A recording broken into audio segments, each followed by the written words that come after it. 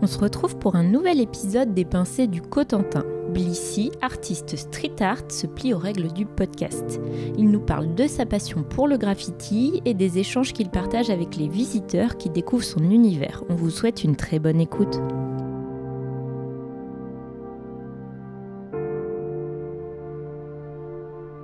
Alors aujourd'hui, nous avons le plaisir de retrouver pour un nouvel épisode Blessea, qui est artiste street art, dont les œuvres sont inspirées de la pop culture et il redonne vie aux blocos et autres lieux du territoire. Depuis ses débuts, Blessea a su imposer son style et se forger une communauté fidèle bien au-delà des frontières du Cotentin. Bonjour et bienvenue sur le podcast. Bonjour, merci de m'accueillir. Alors c'est Blessy, hein. Alors pour commencer cette interview, je vais te poser quelques questions rapides en lien avec le Cotentin. Tu peux choisir la réponse qui te convient le mieux et tu peux nous dire pourquoi si tu le souhaites. T'es prêt ? Ouais. Alors tu préfères le Cotentin en été ou en hiver ? En été. Pour la mer, enfin quand il fait beau quoi, mais en été. T'es plutôt plateau de fruits de mer ou produit du terroir ? Ah, j'aime bien les fruits de mer. T'es plutôt randonnée ou sport nautique ? Moi, je fais plus de la course à pied, donc on va dire plus randonnée, sport nautique, j'en fais pas du tout. Littoral ou bocage ? Les deux, j'aime bien les deux. Artisanat ou patrimoine ? Plutôt patrimoine. Cidre doux ou brut ? Plutôt brut. Dragon Ball ou Breaking Bad ? Dragon Ball, sans hésiter. Dragon Ball. Parce que Dragon Ball, c'est quand même 25 ans de ma vie. Breaking Bad, c'est une série de 5 saisons, quoi. Merci pour tes réponses. Est-ce que tu peux commencer en te présentant en quelques mots ? Donc moi, mon nom d'artiste, c'est Blessy. Je suis originaire de Cherbourg. J'ai commencé à proprement parler de la lettre, comme on peut en voir au bord des routes ou le long des voies ferrées en 1997-1998. Donc voilà, et puis on va dire qu'à partir de 2016-2017, mon approche elle a un peu changé et du coup maintenant je fais des choses un peu plus populaires, va-t-on dire, un peu plus parlantes pour les gens. Voilà. C'est ça, le graffiti c'est vraiment plus les lettres, street art, toi maintenant c'est vraiment des œuvres de peinture, quoi. En vrai, le graffiti c'est des lettres, c'est des tags, c'est aussi des personnages parce que les personnages ont toujours fait partie intégrante de la culture graffiti. Après, le street art est arrivé bien après et le street art était plus un nouveau nom qui permettait à cette discipline d'être un peu plus fréquentable, un peu pour démocratiser les choses parce qu'il y a eu de l'argent qui est arrivé dans ce domaine avec des galeries, des choses comme ça. Et je pense que le mot graffiti souffrait peut-être d'une mauvaise réputation, voilà, donc ils ont créé ce qu'on appelle le street art pour le rendre peut-être un peu plus accessible, populaire, mais en réalité, il n'y a pas vraiment de distinction, ça reste de la peinture, quoi. Ouais. Et toi, donc, tu racontes un peu, tu dis, tu as vraiment eu un tournant en 2016. Comment tu as vu l'évolution de ta passion ? Qu'est-ce qui a fait que tu as gardé ta passion et elle a évolué et que tu as toujours continué à faire ça ? Moi, déjà, j'ai commencé très tôt. J'étais vraiment passionné par ça. J'ai fait ça pendant des années, donc de la lettre, des choses comme ça. Et il y a eu un moment donné, vers 2014-2015, où j'avais un peu le sentiment d'avoir fait un peu le tour du truc, quoi. À l'époque, j'avais écrit un bouquin justement sur 20 ans de graffiti à Cherbourg que j'avais fait, etc. Puis la boucle était un peu bouclée, même si je suis toujours aussi passionné de la chose. Et puis, je me suis mis à faire de la toile, parce que j'ai déménagé un moment sur Saint-Lô, donc je me suis retrouvé à faire de la toile, donc à reprendre un peu des choses un peu plus techniques, des personnages, etc. Et voilà. Et puis il y a eu à un moment donné un blocos où les choses ont été appréhendées en volume et ça m'a fait entre guillemets une sorte de déclic, c'est-à-dire que j'ai abordé la peinture d'une autre manière avec une autre dimension on va dire qu'avant je m'imposais au mur et là je me suis adapté au support, quoi. C'était un peu la différence et donc du coup je suis parti toujours en gardant mes bombes de peinture et autres, mais dans une autre forme plus figurative, quoi, avec plus de personnages, donc forcément un peu plus parlante pour les gens. Ouais, que les gens puissent plus s'approprier. Après, mon but, c'était pas que les gens s'approprient quoi que ce soit. Moi, j'ai toujours fait les premiers graffitis que j'ai fait en 80, j'ai commencé un peu à la créer en 96, 97, c'était des Dragon Ball, c'était des Simpsons, voilà. Je suis retourné un peu sur ce sur quoi j'avais kiffé quand j'étais petit, parce que je suis peut-être un petit peu nostalgique. Après, ça a parlé aux gens, c'était super et c'était cool, mais de base, c'était pas nécessairement ce que je recherchais dans ce que je faisais. Et du coup, on le voit dans tes œuvres, le Cotentin, c'est quand même une source d'inspiration. Toi, qu'est-ce qui t'inspire sur le territoire ? Moi, en réalité, en fait, comme je dis toujours, c'est comme un jogger. Moi, je pars ici. Je me suis énormément promené quand j'étais enfant avec mes parents. Ça reste ma ville. Je suis longtemps parti en plus. Maintenant, je suis revenu. J'en suis très heureux. Et du coup, quand je cherche des lieux pour peindre, etc., il m'arrive de... Enfin, plus trop maintenant parce que je connais quand même bien la ville, mais de repenser à des lieux quand j'étais petit, je me disais, ah là, on allait jouer avec mes potes, c'était une maison abandonnée, une usine, ah là, il y a le blocos, je connais un peu les spots, donc forcément, je suis inspiré par le vécu que j'ai eu du territoire, de l'environnement, voilà. Après, j'adore ma région, je suis trop heureux d'y être, mais je pense que si j'avais été ailleurs, j'aurais développé les mêmes choses ailleurs, voilà. Mais en tout cas, effectivement, les balades que j'ai pu faire avec mes parents, tout ça, ou quand je jouais, quand j'étais plus jeune, ça me permet d'avoir une sorte de vivier où je puise des lieux de temps en temps pour aller peindre, quoi. Et comment ça se passe en fait ? Toi, tu as d'abord l'idée du dessin, après tu cherches l'endroit, ou c'est l'inverse ? Et comment en fait tu peux nous parler un peu de ton process créatif ? Il y a deux dynamiques en fait, c'est les deux que tu viens de citer, quoi. Soit je tombe sur un spot, je me dis ça a trop la forme de ça, c'est ça que je veux faire, et en général ça c'est vraiment c'est très très euphorisant, quoi. Quand je tombe sur quelque chose vraiment qui s'adapte, je me dis ça va être c'est ça, quoi. Tu vois tout de suite ce que ça peut être. Ouais. Bien sûr, ouais. Et puis après c'est une dynamique aussi, hein, c'est une manière de... Souvent on me dit comment tu fais pour avoir l'idée, mais en réalité c'est comme des jeux, quoi. À force d'en faire, après c'est un processus créatif, puis de toute façon tout le monde l'a déjà fait en regardant les nuages avec ses potes, en trouvant une forme. Je veux dire, c'est voilà. Il y a cette dynamique-là, et il y a l'autre dynamique d'avoir quelque chose que j'ai absolument envie de faire et de me mettre en quête d'un endroit qui potentiellement pourrait s'y adapter. Alors là, c'est plus compliqué, mais j'ai des exemples. Par exemple, tu me parlais tout à l'heure de Breaking Bad. Quand j'avais fait le camping-car, j'ai longtemps cherché un gros bloc qui me permettrait de faire le camping-car de Breaking Bad. Et des fois, tu l'as sous les yeux longtemps et en fait, tu te dis « Ah mais non, mais c'était là en fait qu'il fallait le faire ». Et puis d'autres fois, c'est ça. Et puis il y a une troisième approche aussi qui consiste à aller dans les usines un peu désaffectées où là, pour le coup, c'est moi qui me mets en scène. C'est-à-dire que je fais partie intégrante de la peinture en jouant un rôle pour apporter une dimension supplémentaire à l'œuvre, quoi. Alors que les blocos, tout ça, je me mets dessus, c'est plus pour une question d'échelle, c'est pour que les gens voient la taille que ça fait, mais après que je sois dessus ou pas, il n'y a pas vraiment d'importance, quoi.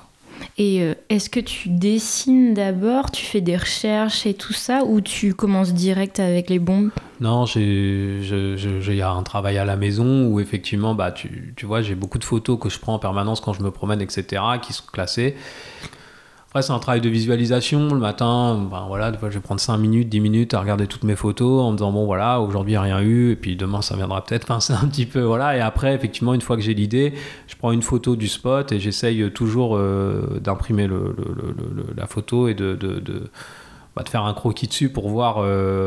Au début, je le faisais plus pour me rassurer parce que je m'en sentais pas trop capable. En fait, je me disais, c'était pour la faisabilité.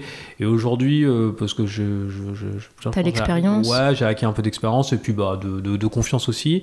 Aujourd'hui, c'est plus pour vraiment visualiser le truc à fond et me dire, ouais, ok, d'accord, c'est comme ça, je vais aborder cet endroit-là, voilà. Donc il y a toujours un taf à la maison. Et même entre deux d'ailleurs, hein, parce que des fois, c'est sur plusieurs jours que je le fais, je rentre. Et je regarde comment je peux faire, parce que souvent je bosse en anamorphose avec des angles et tout.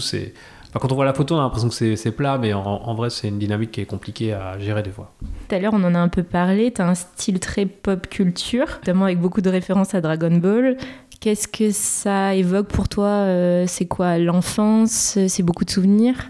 Oui, c'est ça, c'est de la nostalgie. Moi, de toute façon, je suis issu d'un quartier populaire. Je veux dire, j'ai grandi avec ça.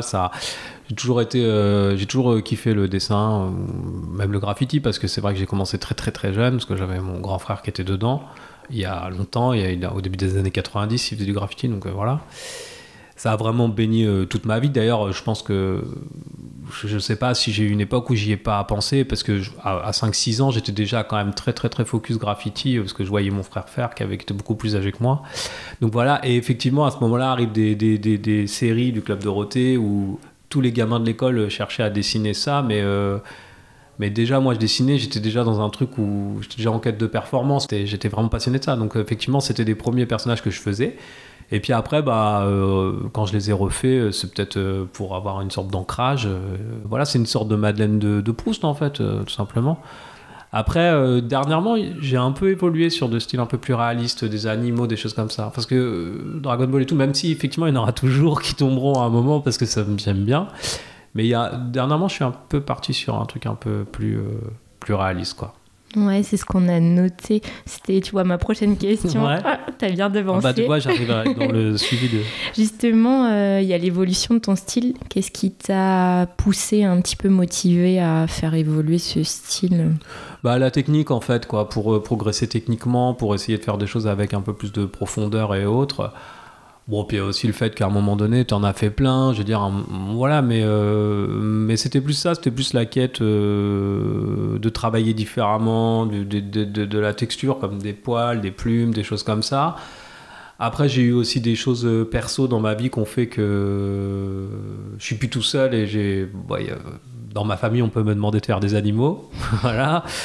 Il y a ça a beaucoup joué aussi, les animaux, pour ça. Et puis, peut-être pour parler davantage, je sais pas, mes parents, par exemple, depuis que je fais ce genre de choses, ils s'intéressent. Moi, ils connaissent ça depuis... je crois que mes parents, c'est les gens à Cherbourg qui connaissent mieux le graffiti, puisque depuis le début des années 90, ils sont dedans via mon frère et tout.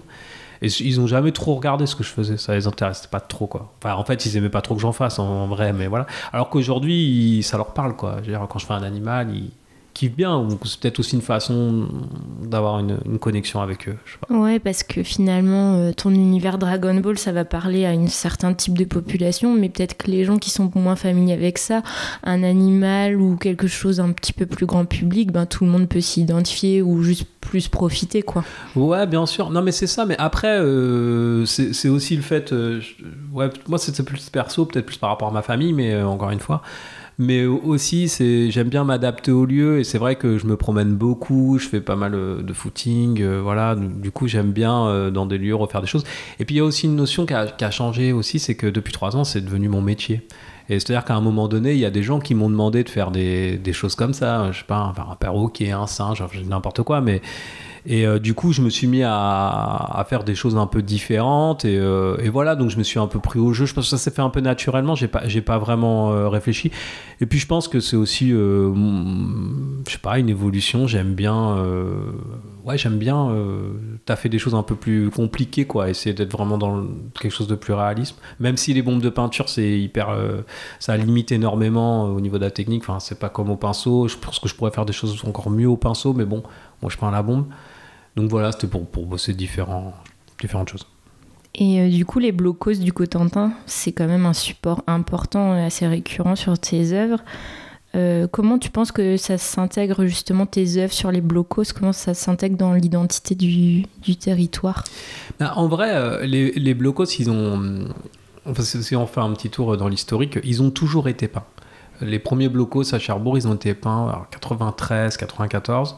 Parce que ça a toujours été des endroits où il n'y avait pas de texte de loi, quoi. C'est-à-dire qu'il y a un peu un no man's land là-dessus, et c'était pas autorisé expressément avec quelque chose d'écrit, mais c'était toléré. C'est-à-dire que voilà, ça a toujours été un endroit où les gens ont graffé, des dizaines de personnes, où même on allait avec les copains à la plage, et puis on faisait des trucs et tout, mais c'était différent, parce que c'était pas les blocos qu'on voit, enfin que je fais aujourd'hui. Je suis pas le seul à les faire, hein, d'ailleurs, il y en a d'autres qui en ont fait des très bien sur Cherbourg, des blocos. Mais bref, et donc du coup, naturellement, quand moi j'ai voulu m'adapter un peu au support des choses, ils sont apparus comme assez évidents, parce que c'était des formats typiques. Donc on pouvait composer, s'adapter, créer des choses et tout. Et comme c'était des endroits où j'avais le droit de peindre, grand et tout, j'avais le droit de peindre, je considérais que je n'avais pas de risque à peindre. Puis qu'ils étaient déjà peints aussi accessoirement, parce que j'ai jamais été sur un blocos vierge par exemple, hein, ils étaient toujours peints. Bah naturellement j'ai été dessus, puis c'est pareil, c'était des spots qui étaient vraiment très agréables quoi. Je veux dire l'été tu te faisais un blocos. T'as la plage, la mer. Ouais c'est super cool et puis il y a la marée aussi, donc ton environnement il peut évoluer d'un moment à un autre, c'est-à-dire que voilà récemment j'ai fait un requin, bon il est pas resté longtemps, il a été repassé assez vite, mais je voulais avoir une photo quand la marée est montée, que le requin soit immergé dans l'eau. Bon malheureusement je l'ai pas eu parce que j'ai pas eu l'opportunité, mais c'est ça, c'est que le décor il bouge quoi. Ça c'est intéressant aussi. Après, je le fais pas pour un devoir de mémoire ou pour la réhabilitation de monuments historiques. Ils sont chez nous, on a toujours grandi avec, on jouait dessus enfant. C'est ce que je te disais tout à l'heure. Voilà, je rentrais dans les blocos quand j'étais petit à la plage, donc ça fait partie intégrante de moi. Et ça a aussi un aspect qui est intéressant parce qu'il y a aussi une interaction. Et beaucoup de tes œuvres sur les blocos, sur la plage aussi, ont une référence avec l'environnement maritime. T'as la tortue, t'as le requin. Ouais, il y a eu aussi Goldorak récemment, tu vois. Mais oui, c'est bien aussi j'aime bien, comme j'avais fait il y a longtemps un sphinx, où il y avait la tortue d'ailleurs.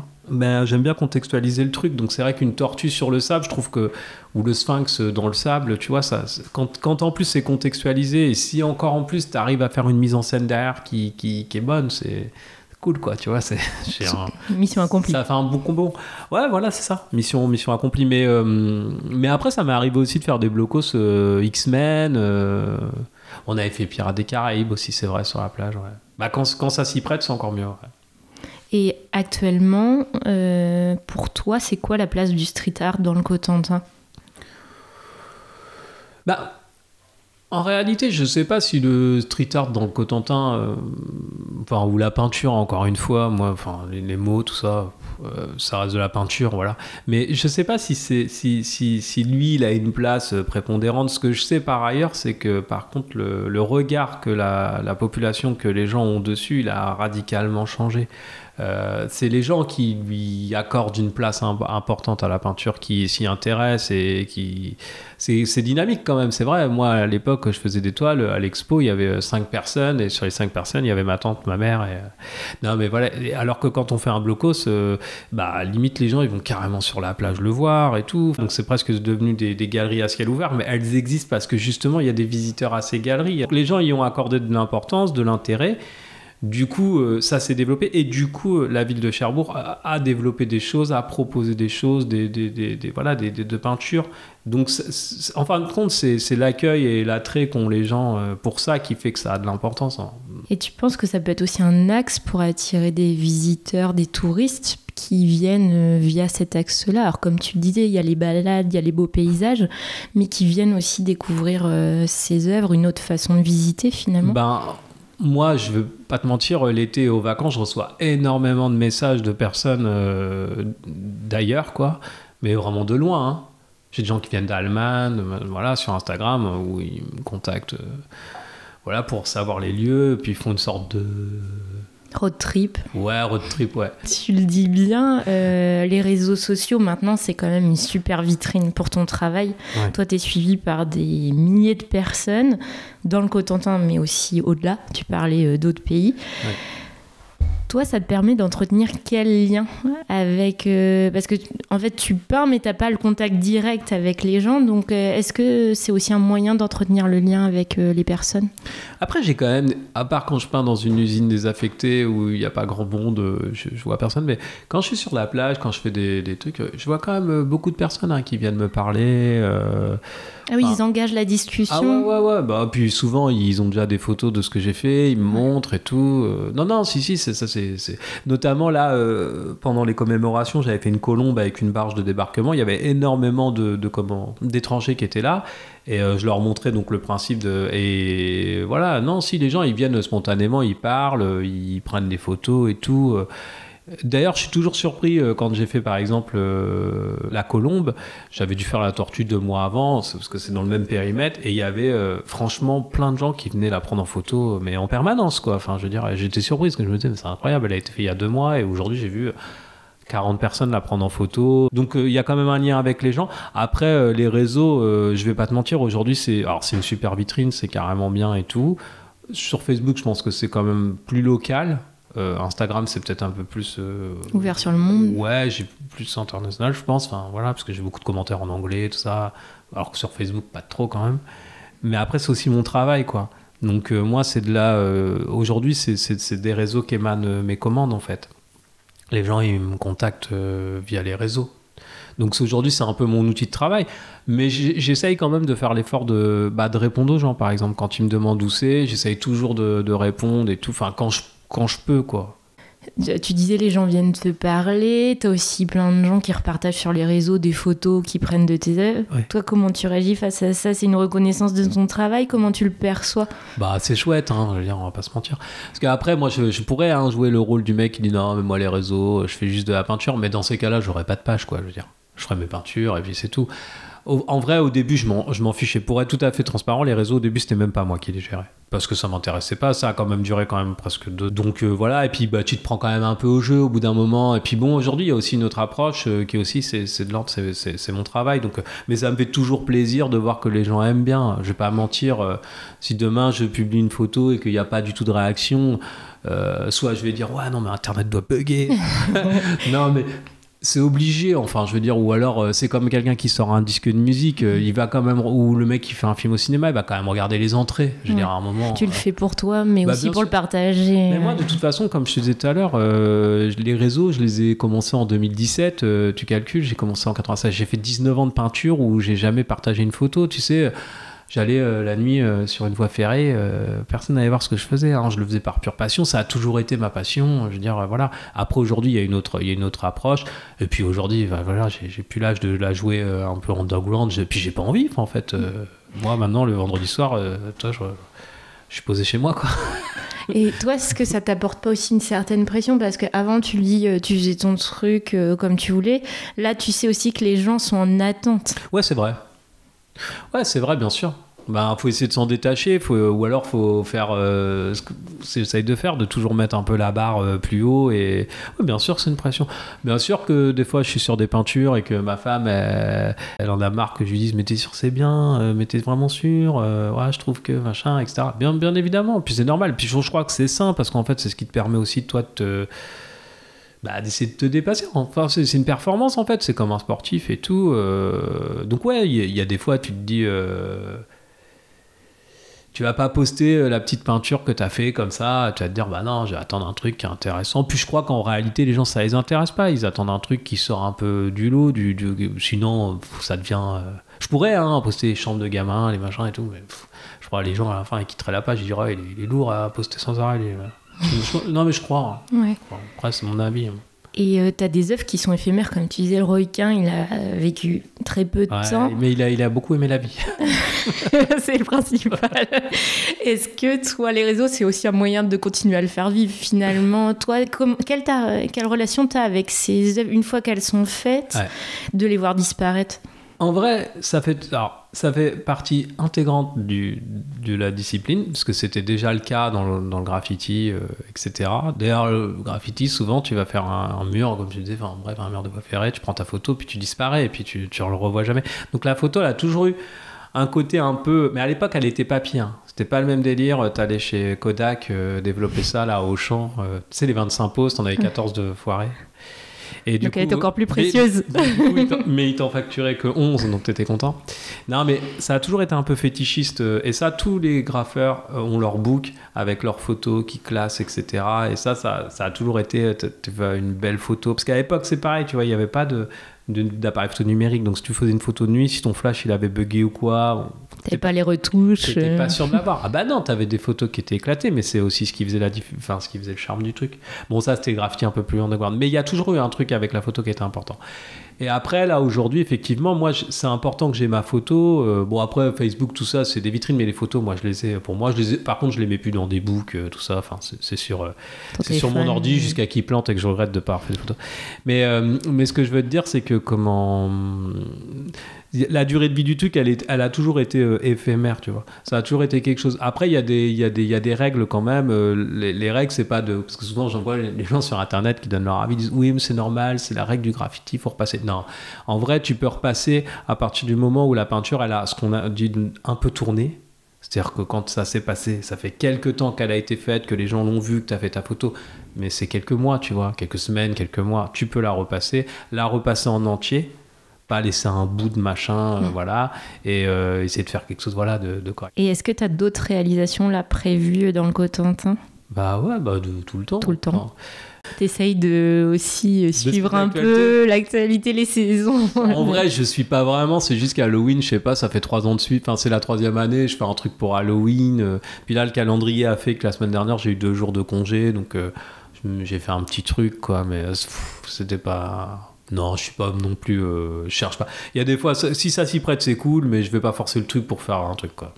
Et dernière question, là on va parler un peu plus toi de ce que t'aimes dans le Cotentin. Est-ce que tu peux nous partager 1 ou 2 coups de cœur ? Ça peut être un resto, un paysage, un endroit, une activité.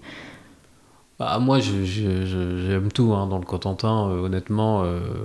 J'ai été longtemps parti sur Paris, sur Rennes et tout. Maintenant je vis là, je suis trop heureux d'être là. Le Cotentin, je kiffe carrément le Val-de-Serre, je suis pas très loin en plus. Ouais, j'aime tout dans le Cotentin, les restos et tout, je peux pas trop te dire parce que ma vie de famille fait que j'y vais beaucoup moins que j'ai pu y aller, voilà. Après, par contre, là, il y a un bar qui va ouvrir le 359 Bray Square à Tour-la-Ville. Où j'ai fait une déco et ça a l'air d'être je sais pas, il n'est pas encore ouvert, il ouvre demain, enfin je sais pas quand est-ce que l'émission sera passée, mais ça a l'air d'être exceptionnel, quoi. C'est un bar pop culture avec une déco de cinglé, tout ce que t'aimes. Ouais, franchement, ouais, vraiment, ouais, j'invite tout le monde à y aller parce que c'est sûr que si ça avait été un bar qui avait apparu quand j'avais 20 ou 30 ans, j'y aurais passé du temps, c'est certain. Voilà, donc allez-y. Ça a l'air vraiment chouette. En plus, j'ai fait une déco. Allez voir la déco. Eh ben, merci pour cet échange. On espère que cet épisode aura donné envie aux auditeurs de venir faire le tour du Cotentin pour découvrir tes œuvres. Ouais, ou de me passer une commande. Et on se retrouve bientôt pour un nouvel épisode. Podcast en Cotentin est un podcast imaginé par l'Office de tourisme du Cotentin et produit par les Cotentinois. Retrouvez tous les épisodes sur vos plateformes d'écoute habituelles ainsi que sur le site podcast.encotentin.fr. Suivez également l'Office de tourisme du Cotentin sur les réseaux sociaux.